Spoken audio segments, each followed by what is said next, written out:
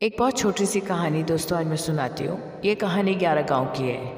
एक पंचायत में 11 गांव थे जहाँ पिछले कई सालों से सूखा पड़ रहा था, अकाल पड़ रहा था। उन 11 गांव के लोग परेशान थे, बार बार सरपंच साहब के पास जाते थे और कहते थे कि कुछ करवाइए कुछ करवाइए। तो सरपंच साहब कहते थे कि सरकार जितनी मदद कर सकती है उतनी कर रही है, अब क्या किया जाए अगर बारिश नहीं हो रही है। किसी ने उन्हें सलाह दी कि यहाँ से 100 किलोमीटर दूर एक मंदिर है जहाँ पुजारी जी रहते हैं, वो हवन करवाते हैं। अगर उन्होंने वर्षा वाला हवन करवा दिया तो आपके गांव में अवश्य वर्षा होगी, लेकिन आपको वहाँ जा कर के उनसे मिलना पड़ेगा। 11 गांव से कुछ लोग जो थे इकट्ठे होकर बस में गए।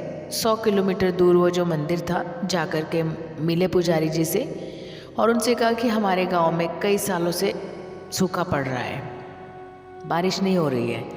पुजारी जी ने कहा चिंता मत कीजिए, मुहूर्त निकाला, तिथि बताई, समय बताया।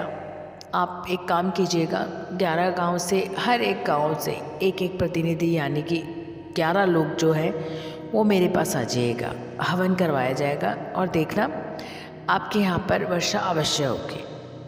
11 ही गाँव के लोग बड़े प्रसन्न हुए, जाकर के अपने अपने गाँव में ढिंढोरा पीट दिया, बता दिया कि भैया बारिश होने वाली है, हवन होगा। उसके बाद बारिश जो तिथि जो थी, जो मुहूर्त था, समय था, समय पर ये लोग पहुंच गए बस में बैठ कर के वहाँ मंदिर तक। और 11 लोग जब हवन में बैठे तो पुजारी जी की दृष्टि जो थी एक व्यक्ति पर विशेष दृष्टि थी, बार बार उसको देख रहे थे। जब हवन संपन्न हुआ, पुजारी जी ने प्रसाद बांटा तो उन्होंने कहा कि देखो बुरा मत मानना, लेकिन मैं एक बात कहना चाहता हूँ, ये जो हवन है ये जो सफल तो हो गया है, लेकिन सिर्फ एक गांव के लिए।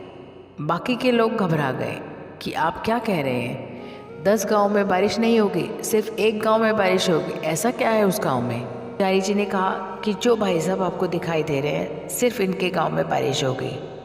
लोगों ने उस व्यक्ति की तरफ देखा और कहा इनके गाँव में ऐसा क्या है। पुजारी जी ने कहा ध्यान से देखिए, ये अपने साथ क्या लाए हैं। लोगों ने कहा छाता लाए हैं। पुजारी जी ने कहा बस ये छाता लाए हैं क्योंकि इन्हें संपूर्ण विश्वास है कि इनके गांव में वर्षा होगी, हवन सफल होगा।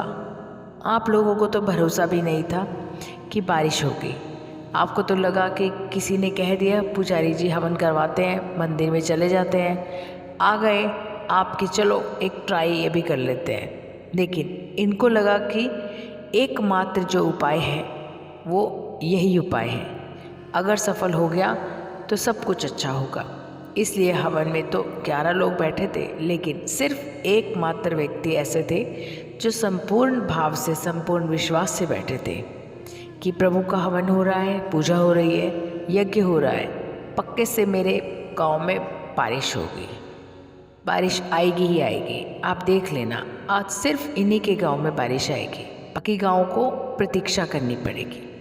वो 11 लोग प्रणाम करके चुपचाप वहाँ से चल दिए और रास्ते में बातें करते जा रहे थे कि ऐसा थोड़ी ना होता है बारिश आ जाएगी। जब वहाँ पहुँचे सबसे पहले उसी भाई का गांव आया जिसके लिए पंडित जी ने कहा था कि जो छाता लेकर आया था। जैसे ही वो बस से उतरा वहाँ बारिश शुरू हो गई। 10 के 10 लोग अपने अपने गाँव में बस से उतरते चले गए, लेकिन किसी के भी गाँव में बारिश नहीं हुई। सिर्फ एकमात्र व्यक्ति के गांव में बारिश हुई, क्योंकि प्रभु भी कहते हैं कि प्रार्थना से परिस्थिति नहीं बदल सकती, लेकिन चरित्र बदल सकता है। और जब चरित्र बदल जाता है तो परिस्थिति अवश्य बदलती है।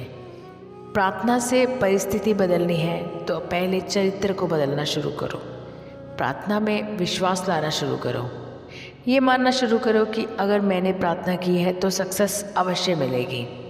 हम में से बहुत सारे लोग मंदिर तो जाते हैं लेकिन छाता ले जाना भूल जाते हैं।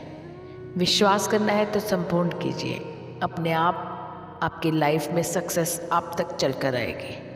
तो दोस्तों अगर कहानी अच्छी लगी हो तो लाइक शेयर ज़रूर करना, और चैनल को सब्सक्राइब नहीं किया तो सब्सक्राइब भी कर लेना। और मैं हमेशा कहती हूँ अपने माता पिता का ख्याल रखना।